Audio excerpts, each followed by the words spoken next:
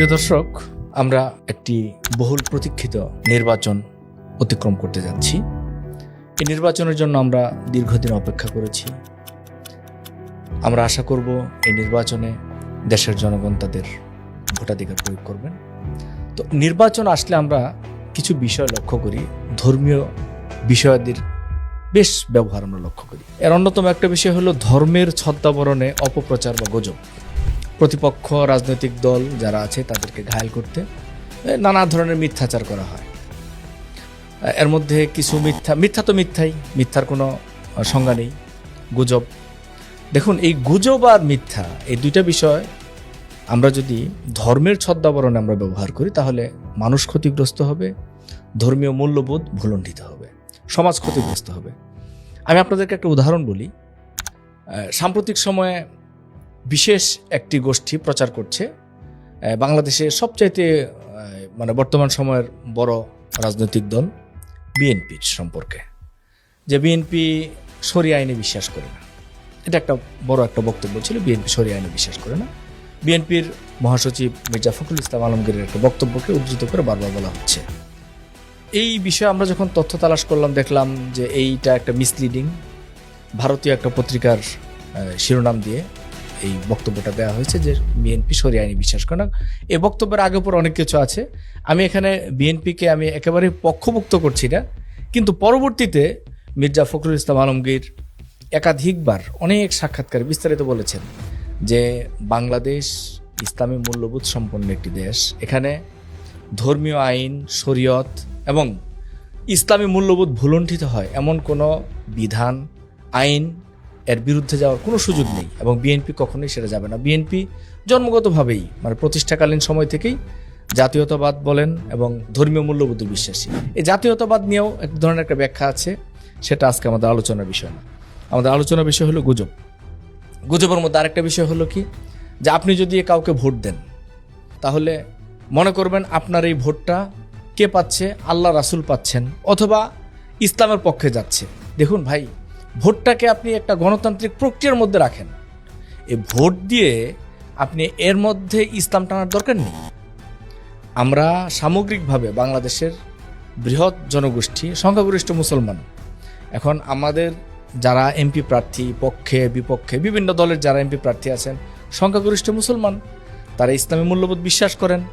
এখন আপনি আপনার নির্বাচনী ম্যানিফেস্টো নিয়ে আপনি জনগণের কাছে যাবেন, আপনি জনগণকে উদ্বুদ্ধ করার চেষ্টা করবেন যে আমরা ক্ষমতায় গেলে এই করব, তরুণদের জন্য এটা করব, নারীদের জন্য এটা করব, কওমি মাদ্রাসার জন্য এটা করব, মসজিদ মাদ্রাসার জন্য এটা করব, সব কিছু বলেন, ঠিক আছে।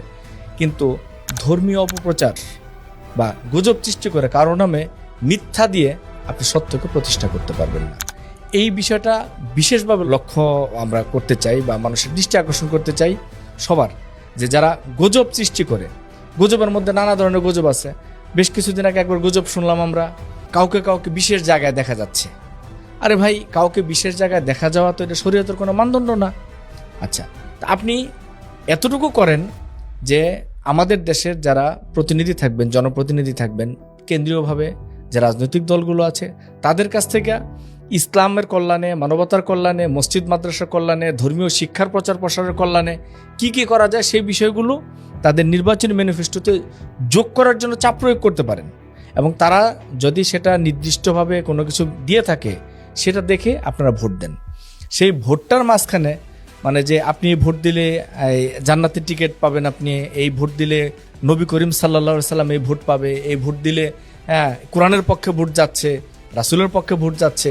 একটা ভোট তো ভাই গণতান্ত্রিক প্রক্রিয়া। এই ভোটের প্রক্রিয়া নিয়েও তো ইসলামের মধ্যে অনেক কথা আছে, সে আলোচনাতে আমি যাচ্ছি না। আমি মূল বিষয়টা বলতে চাচ্ছি যে নির্বাচনী ব্যবহারে, নির্বাচনী আচার আচরণে ধর্মের যে ব্যবহার, একেবারে উলঙ্গ ব্যবহার বলতে এখানে বলছি যে প্রতিপক্ষকে ঘায়েল করার জন্য ধর্মের ব্যবহার। নিজের ক্ষেত্রে আপনি কিছুই করবেন না। হতে পারে একজন রাজনৈতিক দলের একজন কর্মী বা প্রতিদ্বন্দ্বী প্রার্থী, তিনি একটা বক্তব্য দিয়েছেন, দেওয়ার পরে যখন প্রতিবাদ করা হয়েছে তিনি তওবা করেছেন অথবা এটার সংশোধনী তিনি দিয়েছেন। দ্ব্যর্থহীন কণ্ঠে তিনি বলেছেন যে আমি ইতিপূর্বে যে বক্তব্যটা দিয়েছিলাম সে বক্তব্যটা ভুল ছিল। আপনি শুধুমাত্র প্রচার করতেছেন কোনটা, যে উনি যে ভুল বক্তব্যটা দিয়েছিলেন সেটা প্রচার করতেছেন। একজন নৈতিক মানসম্পন্ন ব্যক্তি হিসাবে, একজন মূল্যবোধ সম্পন্ন নাগরিক এবং মুসলিম হিসাবে কি আপনি সেটা করতে পারেন? কোনোভাবে করতে পারেন না। কারণ আপনি তখনই করতে পারতেন এখানে যদি আপনি ধর্মকে টেনে না আনতেন। আপনি যেহেতু ধর্মই টেনে আনছেন, তার মানে আপনি নৈতিক মূল্যবোধ সম্পন্ন একজন নাগরিক। আর নৈতিক মূল্যবোধ সম্পন্ন একজন নাগরিক একটা ঘটনার অর্ধেক বলবে আর অর্ধেক বলবে না, এটা হতে পারে না। আমরা আশা করব দেশের প্রতিদ্বন্দ্বী রাজনৈতিক দলগুলো রয়েছে, তারা নির্বাচনী প্রচারের ক্ষেত্রে দেশের উন্নয়ন, নাগরিক কল্যাণ, মানুষের উন্নয়ন, সুখ সমৃদ্ধি এগুলো নিয়ে কথা বলবেন, ধর্মের ব্যবহার করবেন, টুপি মাথায় দেবেন। দেখুন, এই নির্বাচন আসলে অনেকেই নামাজ পড়তে যান। এখন অন্যান্য রাজনৈতিক দলের যারা আছেন তারাও নামাজ পড়েন, কিন্তু তখন তো নির্বাচনের বাইরে তারা মাঠে থাকেন না। এখন যেহেতু নির্বাচনী প্রচারণা করার সামনে আসছেন, তিনি নামাজ পড়তেছেন, এখন এটাকে নিয়ে এক ধরনের লোকজন ব্যঙ্গ করা শুরু করছে যে নির্বাচন আসলে তারা টুপি মাথায় দেয়। আরে ভাই, বিগত দিনগুলোতে সে সবসময় সামনে ছিল না, সে হয়তো নামাজ পড়েছে, আমরা জানি না।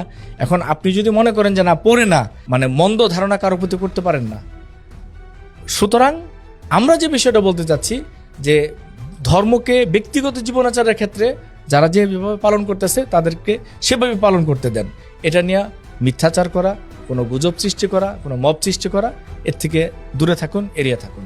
একটি সুস্থ এবং সুষ্ঠু নির্বাচন হোক, যে নির্বাচনের মাধ্যমে যারা ক্ষমতায় আসবেন যেন দেশের কল্যাণ করতে পারেন। সবাইকে ধন্যবাদ, সবাই ভালো থাকবেন। আসসালামু আলাইকুম রহমতুল্লাহ।